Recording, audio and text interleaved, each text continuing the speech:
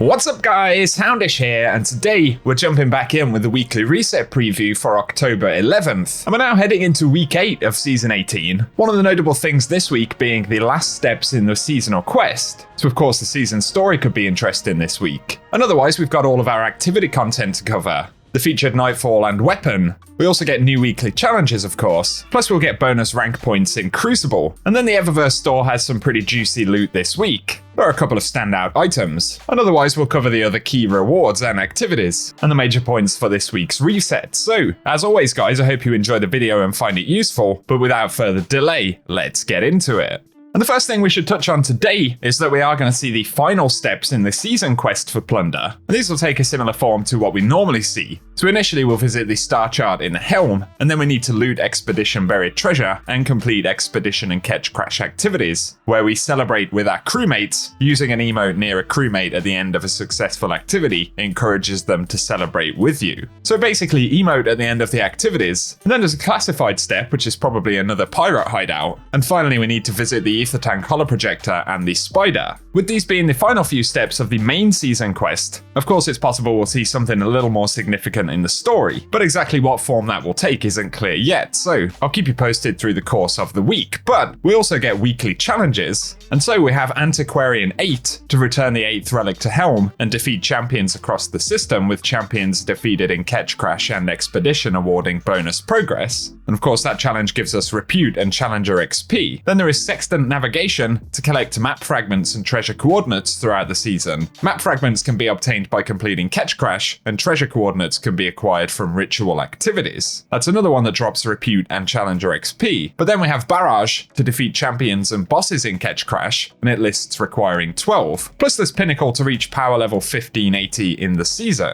But the final couple of challenges are Hold the Trigger to calibrate machine guns, scout rifles and sidearms, and rapidly defeating combatants and guardians will award bonus progress. Then there's Intended Mischief to acquire the Gambit ornament for Crime Mutiny, which of course is the ritual weapon for the season. Moving on to Vanguard though, the featured Nightfall for the week will be the Lightblade, featuring Alec Hull. And on top of that we have the chance to earn the Nightfall Weapon, which will be the Mindbender's Ambition. In addition to that, of course, the Grandmaster Nightfall playlist will still be available. Then for the Raid and Dungeon rotation this week, we've got Deepstone Crypt Raid featured, as well as the Grasp of Avarice Dungeon, and both of these will drop unique items with updated power relevancy. And we'll get those pinnacle drops on completion. And then for other featured playlists this week, in the Crucible we'll see bonus ranks all week long, and that'll be alongside the return of Rift, so if you fancy some of that, now will be the time. And in addition we'll get Crucible Labs Zone Control available throughout the course of the week. But now let's get on to the Eververse store for the week, where there are a couple of decent items coming up. And so initially we have the Spherical Ruminations exotic emote, and that one will be available for 3,250 Bright Dust. Plus we'll see the Tethys Shell exotic ghost right there, which will be 2,850 Bright Dust. That's the sort of Telesto themed set of stuff for the season. And then we're going to see the Catch Flight entrance Transmat effect, which will be 450 Bright Dust. And the featured shader will be Jacarina. Pretty cool one right there, available for 300 Bright Dust. And then we're going to see the Take a Seat multiplayer emote, which will be 3,250 Bright Dust as well. Plus the Fancy Hat Roll legendary emote, which will be 700 Bright Dust. And on to a few more of the exotic items. Initially, there is the Skiff Scribble Shell, an exotic ghost there for 2,850 Bright Dust, as well as the Saints Vacation exotic ship, which will be 2,000 Bright Dust, that one from back in Season of the Worthy, I believe. Then for this season's Eververse armor set, we're going to see the class items this week for 1,600 Bright Dust each. That includes the Eternal Vengeance Cloak for Hunters, the Nightly Noir Mark for Titans, and the Painted Kitsune Bond for Warlocks. And for the exotic weapon ornament this week, a pretty cool one, the Pseudoscience. That's an ornament for the Wave Splitter, and if you want to pick that up, it'll be 1,250 Bright Dust. I'd say it's one of the cooler ornaments for this season. But finally, we'll also see the Stasis Projection, a ghost projection there for 1,500 Bright Dust this week.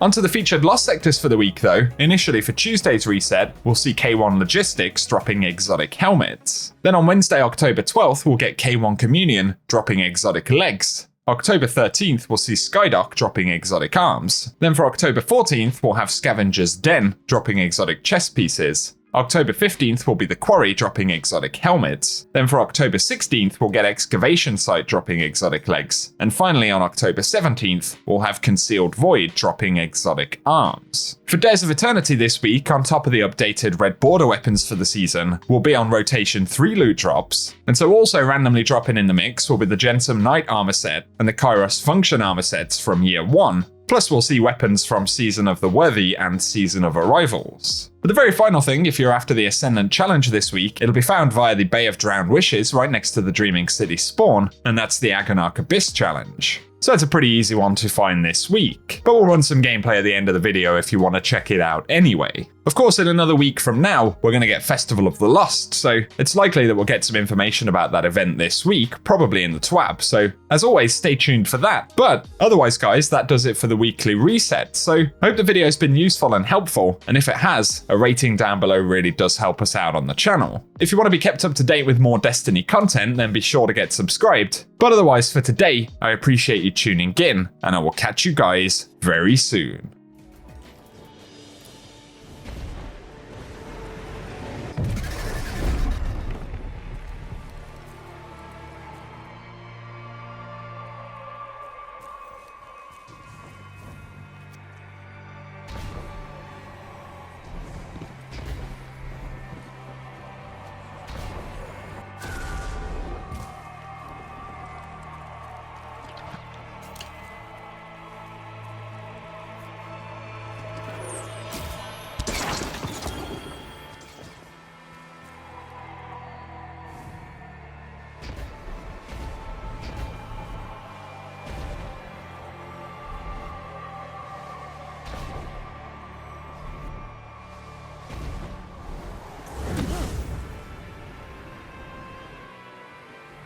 The current.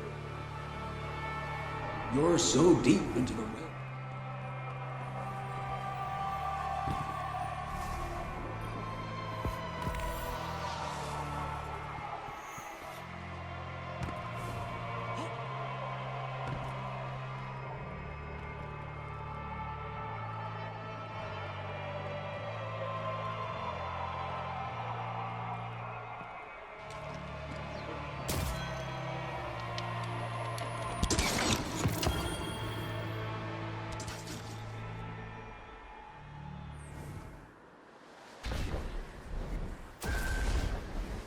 Guardian down.